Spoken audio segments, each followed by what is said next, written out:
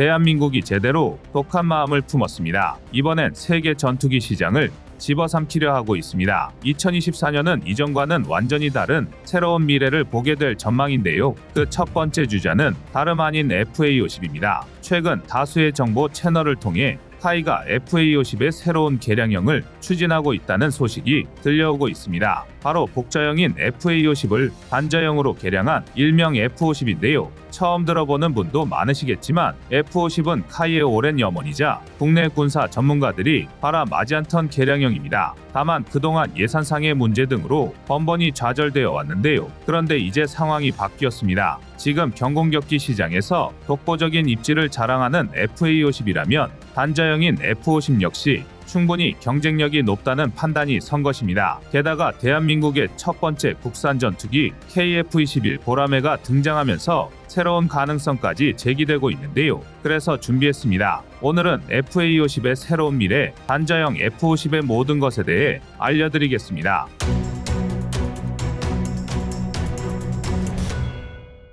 구독과 좋아요, 알림 설정 부탁드립니다. 전투기를 구분하는 방법은 매우 다양하지만 그 중에서도 크게 단자형과 복자형으로 나눌 수 있습니다. 이름만 들어보면 조종석이 한 개냐, 두 개냐의 차이뿐인 것 같지만 사실 두 형태에는 하늘과 땅만큼이나 큰 차이가 있습니다. 우선 조종석이 하나라는 건 당연하게도 파일럿 역시 한 명이라는 뜻입니다. 따라서 파일럿은 비행 조작뿐만 아니라 무기 시스템 관리, 통신, 전술 결정 등 모든 임무를 담당해야 합니다. 반면 복자형 전투기는 전방석에 우리가 흔히 아는 파일럿이 탑승하며 전투기 조작 및 공대공 공대지 임무를 수행합니다. 한편 후방석에는 무장통제사 통칭 WSO가 탑승하며 레이더부터 무장 시스템, 무장 조작 등을 담당합니다. 또 타격까지 조종이 필요한 미사일의 경우 해당 미사일의 운용을 담당하기도 하는데요. 예를 들어 국산 GPS 유도 폭탄의 경우 평범한 멍텅구리 항공폭탄도 GPS 유도 키트만 설치하면 유도 미사일로 바꿔버릴 수 있는데요. 게다가 전투기에도 특별한 개조를 추가할 필요 없이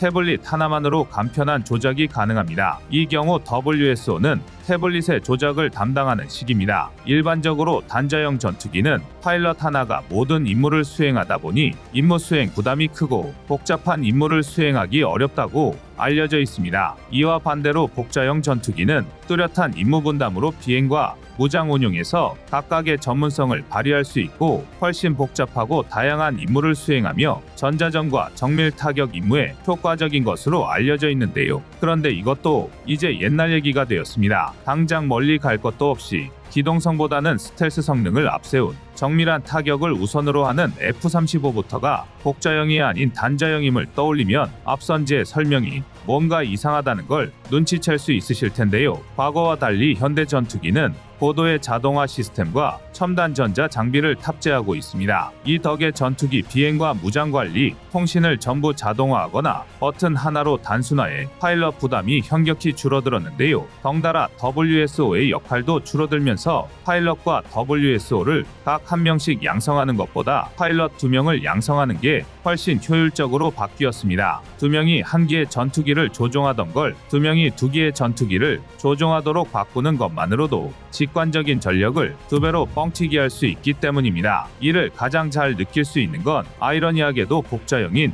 EA-18G 그라울러인데요. 그라울러는 전자전기라는 특성상 여전히 복잡한 조종이 많이 필요하고 이에 따라 복자형을 채택하고 있습니다. 하지만 이조차도 전신이었던 EA-6B 프라울러가 무려 4명의 승무원이 탑승했던 것에 비하면 절반으로 줄어든 건데요. 전자전 분야의 자동화가 진행되면서 승무원이 절반으로 줄어든 것입니다. 하물며 때에 따라 전선 통제 임무까지 수행하는 전자전기조차 이 정도인데 일반적인 전투기의 자동화가 얼마나 높은 수준일지는 두말할 것도 없는데요. 게다가 단자형 전투기는 통상적으로 복자형에 비해 제작 비용이 낮고 무게가 낮아 유지 보수 비용과 연료 효율이 더 뛰어납니다. 하지만 언제나 작용이 있으면 반작용이 있는 법이죠. 단자형 전투기가 주목받기 시작하면서 반대급부로 복자형 전투기의 단점은 더욱 부각되기 시작했습니다. 가장 큰 문제는 기동성의 제약인데요. 앞서 말씀드린 대로 단자형의 연료 효율은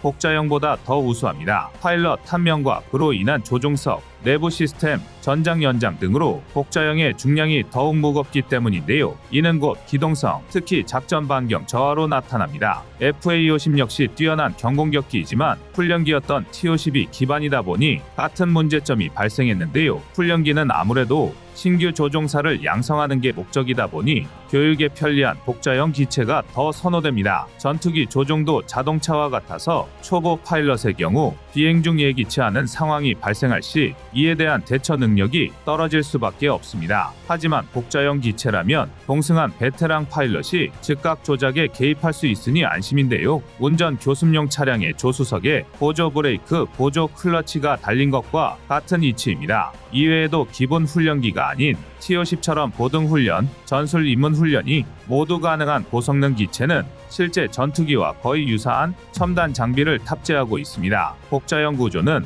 교관이 훈련생의 조작을 직접 관찰할 수 있고 필요에 따라 시스템을 제어하거나 다양한 시나리오를 실습할 수 있습니다. 말 그대로 전술 입문에 필요한 실전 같은 훈련을 수행하는데 더 유리한 것입니다. 특히 F-16부터 F-15, F-35에 모두 대응할 수 있는 T-50은 복자형이 필수적이었는데요. 그런데 경공격기인 FA-50에서는 이게 단점 아닌 단점이 되었습니다. 공개된 정보에 따르면 FA-50의 전투행동 반경은 약 444km에 불과합니다. 얼추 계산해보면 평균 2시간의 채공이 가능하고 1시간에서 1시간 30분에 작전을 수행할 수 있는 꼴입니다. 물론 훈련기나 경공격기로는 이 정도로도 차고 넘칩니다. 게다가 FA-50은 로우급 기체로서 방어에 치중된 영내 안보 수호가 주목적입니다. 장시간 먼 곳에서 작전을 수행하는 것보다 신뢰도 높고 안정적이며 5분 대기조처럼 최일선에서 이렇게 작전을 수행하는 게 더 중요한데요. 그러나 문제는 이런 임무만 맡기기에는 FA-50의 성능이 지나칠 정도로 좋다는 데 있습니다. 일례로 FA-50은 경공격기임에도 최대 비행 속도만 마하 1.5에 달하고 마하 0.7에서 0.95의 영역에서는 F-16급의 기동성을 보입니다. 성능이 너무 우수하다 보니 화력 지원이 주 임무인 경공격기로만 쓰기에는 아쉽다는 소리가 나올 수밖에 없는데요. FA-50의 단자형인 F-52 제시된 이유도 이 때문입니다. 실제로 카이의 개량 계획을 살펴보면 F-50의 가장 큰 특징이 FA-50의 후방석을 연료 탱크로 전환하는 것임을 알 수 있습니다. 이 경우 F-50의 작전 반경은 FA-50 대비 25% 이상 향상될 것으로 예상되는데요. 작전 반경이 종래보다 110km 이상 늘어나는 셈입니다. 뿐만 아니라 이외에도 조종실 성능 개선, 항공전자 비행제어 개선, 공대공 공대지 미사일 개량, 수명 연장 등의 개량이 추가될 예정인데요. 여기에 FA-50PL이 동체 중앙 외부 연료 탱크를 567리터에서 1135리터로 교체했음을 감안하면 최종적으로 F-50의 작전 반경은 F-16CD급인 860km에 근접할 것으로 추정됩니다. 대한민국은 F-50을 기반으로 미국의 요구 조건을 수용한 TF-50으로 무려 1000대에 가까운 미국 해군 공군의 차기 고등전술의 무기 사업에 도전하고 있습니다. 성능상으로는 현존하는 가장 스테디셀러인 F-16과 유사하면서 기체 수명에 따른 신뢰도와 도입가, 유지 보수 비용의 저렴함을 앞세워 글로벌 방산 시장을 공략할 셈인데요. 하지만 이조차도 중간 단계에 지나지 않습니다. FA-50의 최종 목표는 4,600대 이상 양산되어 대한민국과 미국을 포함한 25개국이 운영 중인 F-16을 대체하는 것입니다. F-16은 분명 훌륭한 전투기지만 1978년 초기형이 도입된 만큼 설계 개념이 낡은 편이고 기체의 수명 주기도 얼마 남지 않았습니다. 그나마 F-16CD급 기체를 운용하고 있는 나라들은 앞으로 10년 이상은 더 써먹을 수 있겠지만 초기형인 F-16AB급은 하루라도 빨리 기체 전환이 필요한 상황일 텐데요. 문제는 F-16에 대한이 딱히 없다는 것입니다. F-16AB를 F-16CD급으로 개량하자니 개량을 끝내자마자 퇴역을 준비해야 할 꼴이고 그렇다고 F-16V급으로 개량하자니 천문학적인 예산이 필요해 부담이 이만저만이 아닙니다. 신규 도입의 경우 F-16V의 가격이 대당 1,052억 원에 육박했음을 고려하면 개량 비용은 못해도 이 절반인 500억 원은 필요할 텐데요. 예산 부족으로 여전히 F-16AB를 운용하던 나라들이 개량에 이렇게까지 많은 예산을 투자하기란 여간 큰 부담이 아닐 수 없습니다. F-50이 노리는 게 바로 이 시장입니다. 물론 복자형을 단자형으로 바꿨다는 것 하나만으로는 불가능할 텐데요. 하지만 FA50은 이미 블록 20 개량을 시작했습니다. FA50 블록 20은 기존 ELM2032 기계식 레이더에서 A4 레이더로 업그레이드되면서 더 이상 경공격기라는 체급을 붙이기 민망할 정도로 성능이 향상될 예정입니다. 게다가 비교적 부족했던 무장 능력을 강화하기 위해 AIM-9 사이드와인더, AGM-65 매버릭 같은 기존 무장에 아이리스-T, AIM-120 암람, KPD-350K2 등을 추가 통합하려 하고 있습니다. 공대공 교전 범위는 최대 160km, 공대지 타격 범위는 최대 600km 이상으로 향상되는 건데요. F-16을 제외하면 유사 체급 중에 이렇게 높은 수준의 스탠드오프 타격이 가능한 건 전 세계 어디를 뒤져봐도 FA-50 블록 20뿐입니다. 여기서 끝이 아닙니다. FA-50 블록 20부터는 공중급유 시스템이 추가되었고 스나이퍼 타겟팅 포드를 통합하면서 레이저 유도 무기의 조준 능력을 비약적으로 끌어올릴 예정인데요. 전통적인 임무 수행 영역이던 공대지 타격의 정밀함을 보다 향상한다는 계획입니다. 그리고 여기에 만약 F-50, 다시 말해 단자형 개량까지 추가된다면 FA-50은 더 이상 경공격기가 아닌 전투기로 부르는 게 합당할 텐데요. 전반적인 성능은 F-16 CD와 F-16V의 중간쯤이 되겠지만 기체 가격과 시간당 유지 비용이 비교할 수 없을 정도로 저렴하다는 게 장점이 될 것입니다. 당장 FA-50도 시간당 458만원에 불과한 어마어마한 가성비로 국제무대를 경악하게 만들었습니다. F-16V의 시간당 유지 비용이 2,600만원을 호가한다는 걸 생각하면 헛웃음이 나올 지경인데요. 결정적으로 FA-50 블록 20은 링크 16 데이터 교환 링크 업그레이드를 통해 나토 표준 시스템과 통신 및 데이터 공유가 가능해졌습니다. 이는 곧 도입국이 나토 소속 국가라면 어떤 기종을 운용하고 있었든 FA-50과 전술 호환이 가능하다는 건데요. 특히 고가의 전투기를 구매할 여력이 없는 유럽이나 미국의 동맹국들은 FA-50 블록 20 또는 F-50이 사실상 유일한 대안입니다. 과연 천덕꾸러기 신세에서 벗어나며 대한민국의 특산품으로 떠오르고 있는 FA-50이 2024년에는 또 어떤 기쁜 소식으로 우리 국민 여러분을 설레게 할지 기대하겠습니다. 여러분의 구독과 좋아요가 꺼리튜브 운영에 많은 힘이 됩니다. 지난 2022년 9월 대한민국의 한국항공우주산업 홍칭카이와 폴란드는 총 48대의 FA-50 경공격기 수출입 계약을 체결했습니다. 보다 구체적으로는 FA-50GF 모델 12대를 선도입하고 남은 36대를 FA-50 블록 20으로 도입, 차후 선도입한 GF12대를 블록 20 사양으로 업그레이드하는 내용을 담고 있습니다. 심지어 FA-50의 경우 K9 자주포, K2 흑표같이 1차, 2차로 나누어진 다른 무기체계와 달리 1차 계약에 48대 전량을 계약했고 이 덕에 폴란드 정치 상황에 따라 물량이 축소될 우려도 없는데요. 그럼에도 당시 계약 추정 금액만 약 30억 달러, 현재 환율 기준 4조 원에 가까운 규모였습니다. 모테인 T-50까지 전부 포함해도 대한민국 전투기 분야의 최대 실적입니다. 소위 말하는 대박이었던 셈인데요. 그런데 정작 계약의 마음이 급한 건 대한민국이 아닌 폴란드였습니다. 폴란드는 당장 2023년 3월에 28대뿐인 미그 29 중 4대를 우크라이나에 인도했으며 5대가 인도 대기에 포함되었습니다.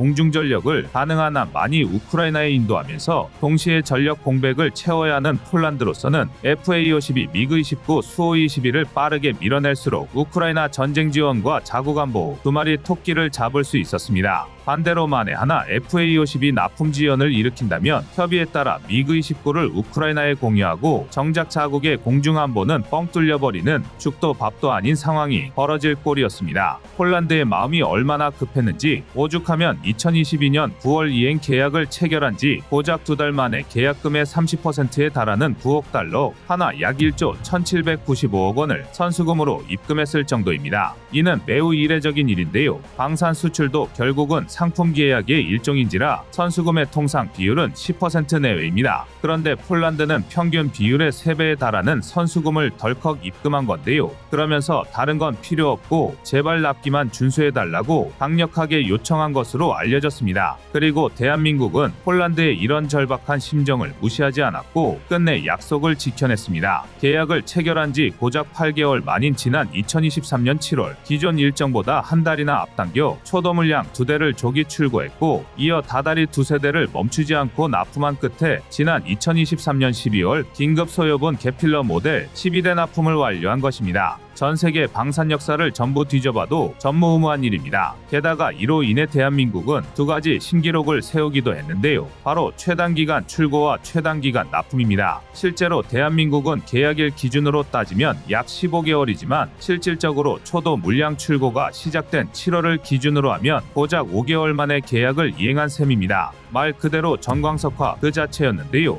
오죽하면 업계에서는 FA50 덕분에 유럽에서 대한민국 전투기에 대한 위상 자체가 급성장했다는 평가가 나올 정도입니다. 일례로 카이는 폴란드 공군에서 대한민국의 납품 속도에 경악하고 있다라며 이 경험이 추후 다른 유럽 국가의 국산 전투기를 수출할 때 강력한 경쟁력이 될 것이라고 언급했습니다. 2027년까지 미국, 러시아, 프랑스에 이은 글로벌 방산 빅4 진입을 목표로 하는 대한민국에는 대단한 호재가 아닐 수 없는데요. 이뿐만이 아니라 카이가 언급한 것처럼 FA50의 빠른 납품 덕에 KF-21 보라매의 수출도 한 발 앞으로 다가왔습니다. 아닌 게 아니라 KF-21 수출 비관론자들이 항상 하는 주장이 대한민국 전투기를 뭘 믿고 구매하겠느냐입니다. 성능은 둘째치고서라도 당장 방산시장에서 한가락한다는 나라들도 전투기만큼은 납품이 연기되기 부지기수입니다. 그런데 하물며 전투기 수출 실적이 많지 않은 대한민국의 경우 신뢰도가 떨어지는 게 당연하다는 건데요. 일례로 라팔의 경우 2016년 인도에 36대 첫 수출을 성공하며 청운의 꿈에 부풀었지만 정작 배치가 시작된 건 계획보다 3개월이나 지연된 뒤였습니다. 당연히 이로 인해 인도 공군의 파일럿 양성에 심각한 차질을 빚었는데요. 라팔은 우여곡절 끝에 지난 2022년 인도에 실전 배치가 완료되었지만 단 36대 직도입에 6년이나 걸린 꼴이 되었습니다. 대한민국 FA50과 비교하면 2배 이상 느린 정말 엄청난 차이인데요.